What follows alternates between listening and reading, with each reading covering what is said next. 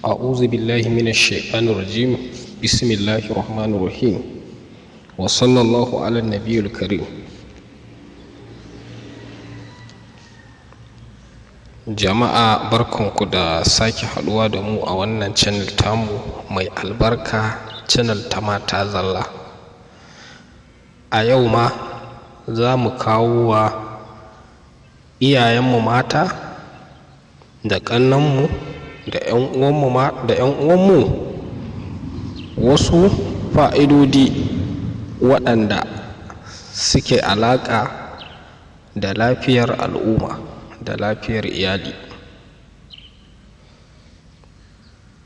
Ga macen da take fama da sanyi na infection, sanyi na mara, da sanyi mai sa ƙuraje a gaba, da sanyi mai sa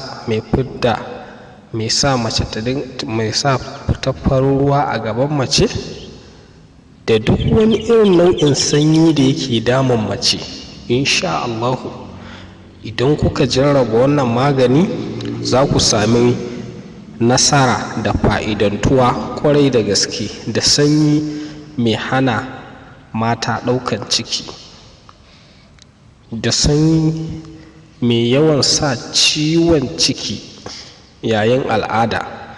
Insha Allahu a jarraba wannan fa'ida za ku samu dacewa. Abinda za ku shine za ku sami saiwa ta zogale a wanke ta. In an wanke ta sai a ɗaure ta, sai a tafasa ta. Idan kuka tafasa ta ta tafasu sosai, to abinda za ku yi sai ku sauke.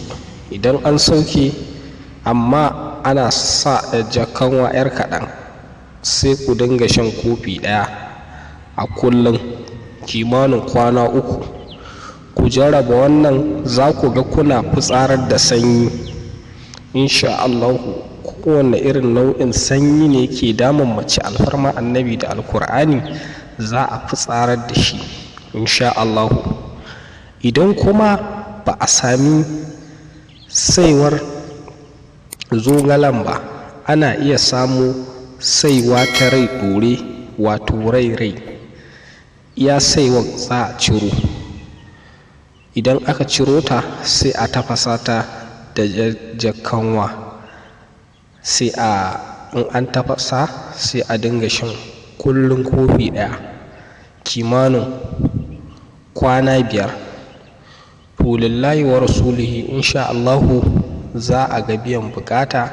Duk wani irin sanyi za ki zubar da shi, za kuma ki samu lafiya da yarda Allah insha Allahu. Idan wannan shine farkon zuwanki wannan channel mai albarka ta mata zalla, muna buƙatar da ku danna mana subscribe, sannan ku taɓa alamar ƙararrawa, sannan ku sharing ɗin wannan bidiyo ga mata, 'yan uwa mata, domin su amfana da wannan shiri namu kamar yadda kuma kuke amfana.